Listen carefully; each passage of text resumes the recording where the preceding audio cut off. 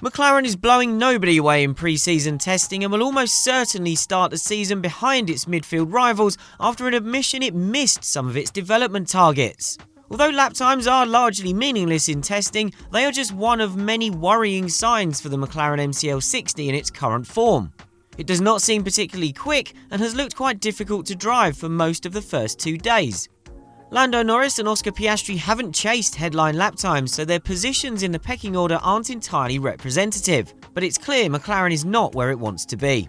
Team principal Andrea Stella has revealed it has fallen short of the aerodynamic efficiency it targeted and suggested the reason for that is it abandoned the current car's development direction 2 or 3 months ago.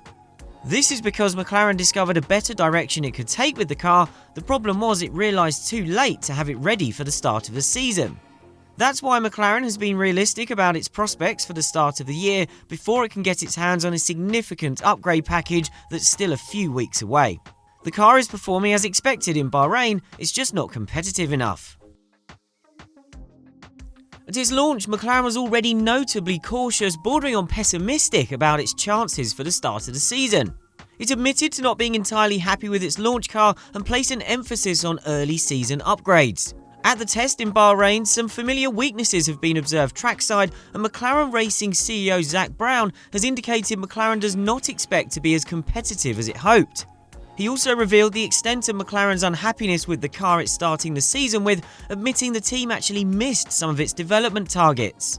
It started the new rules cycle badly last year, and new team boss Andrea Stella said at the car launch that McLaren was late to the party in identifying the most fruitful avenues of development for the 2023 car as well.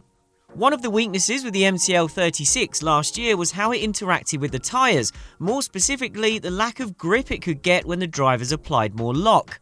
The understeer and inconsistency on corner entry we've seen trackside at this test, which we'll come to shortly, could be signs that McLaren has not improved this as much as it needed to. The downplayed expectations for the start of the season follow a year in which McLaren slipped behind Alpine in the Constructors' Championship. It meant 2022 was the first time since 2018 that McLaren did not finish as best of the rest behind the big teams. However, despite the caution at this year's launch, McLaren's senior personnel and drivers expressed confidence the team would be able to develop its way into lead midfield contention by the end of 2023. That has been reiterated in Bahrain, where Brown has said McLaren's target is still to finish in the top 4 in the Constructors' Championship. But with just 1 day remaining in the only pre-season test in Bahrain, McLaren looks like it will struggle to occupy that position in the pecking order in next weekend's season opener. And banking on upgrades to change the picture guarantees nothing. You can't be certain that every upgrade will gain you lots of time, and the rivals you are starting behind will also be improving their cars as much as possible. In Brown's words, McLaren needs to pick up the pace. While some of the midfield cars have already produced encouraging signs trackside, the McLaren is not one of them. When our journalists were trackside, the temptation was to conclude that McLaren was running on high fuel, as that would at least mitigate the worst of what we can see.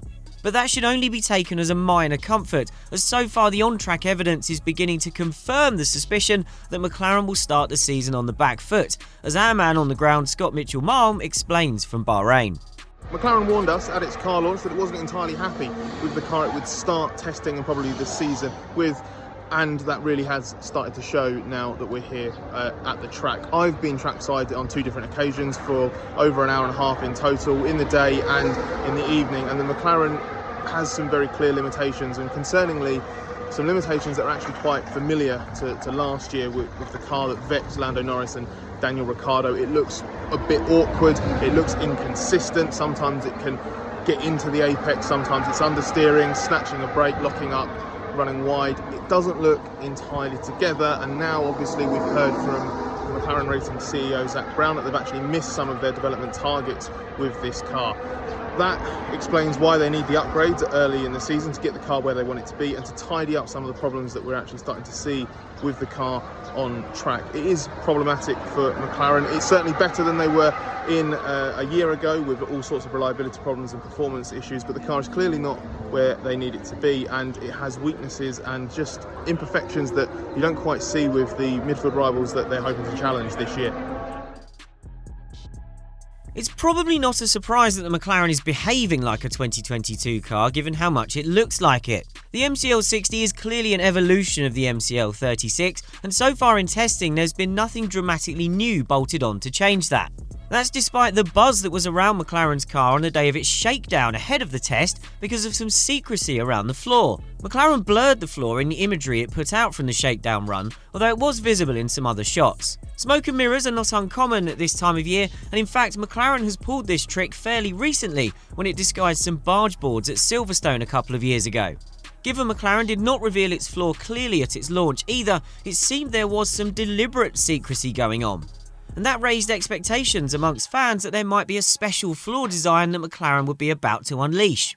Once testing starts, the floor becomes impossible to hide, so it's been on full display since Thursday morning, and it looks very similar to last year's floor. It is new though, it's a genuine 2023 floor rather than an old part waiting to be updated. It just isn't actually anything special, at least on the outside, as we know the real magic under F1's current rules is happening underneath. The blurring was just McLaren wanting to disguise what it was doing for as long as possible and probably enjoying the reaction it caused at the time. Visually, the floor continues to follow an established Red Bull concept, so it isn't exactly basic, but it's emphatically not some new silver bullet for McLaren either. At the moment, it's looking like McLaren really will be depending on the early season upgrades that have been talked about arriving around the 4th race of the year. That's Azerbaijan at the end of April, which McLaren might already be thinking can't come soon enough.